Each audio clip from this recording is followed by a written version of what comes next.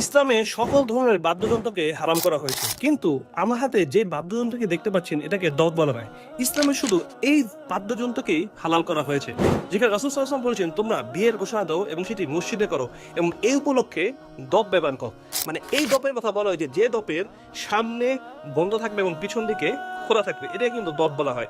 এবং এটা শুধুমাত্র রাসূল সাল্লাল্লাহু আলাইহি ওয়াসাল্লাম বিয়েতে বাজানোর জন্য বৈধতা দিয়েছে। কিন্তু আমরা ইদানিং দেখছি অনেকেই দফ দিয়ে কাওয়ালি গান করছে, অনেকে দফ দিয়ে বিভিন্ন ধরনের নাশিদ করছেন।